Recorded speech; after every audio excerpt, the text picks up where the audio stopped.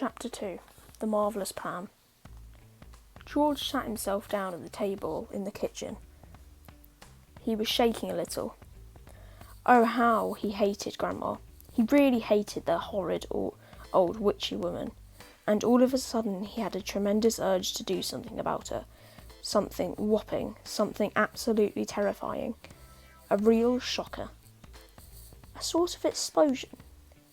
He wanted to blow away the witchy smell that hung about her in the next room. He may have only been 8 years old, but he was a brave little boy. He was ready to take this old woman on. I'm not going to be frightened by her, he said softly to himself. But he was frightened. That's why he wanted to suddenly explode her away. Well, not quite away, but he did want to shake the old woman up a bit. Very well then, what should it be?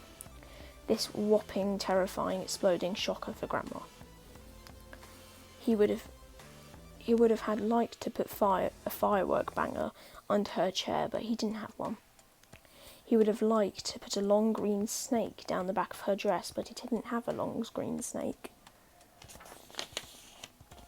He would have liked to put 6 big black rats in the room with her and lock the door, but he didn't have 6 black rats. As George sat there pondering this little interesting problem, his eye fell upon the bottle of Grandma's brown medicine standing on the sideboard. Rotten stuff it seemed to be.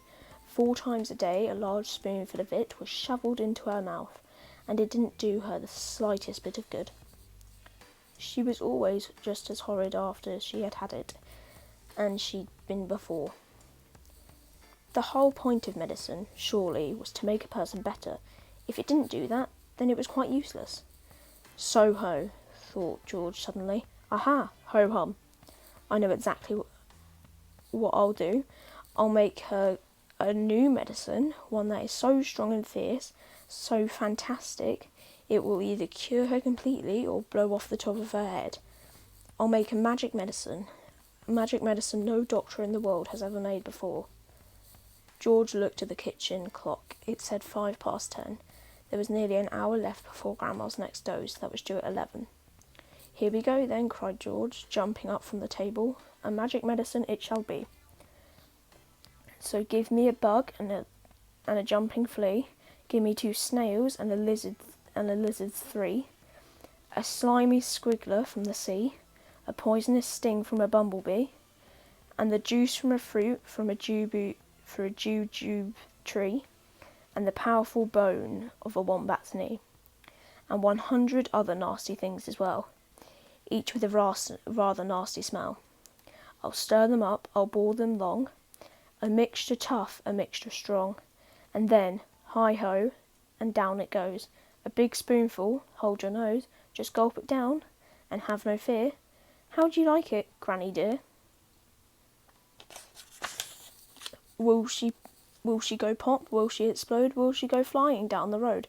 Will she go poof in a puff of smoke? Will she start fizzing like a can of Coke? Who knows?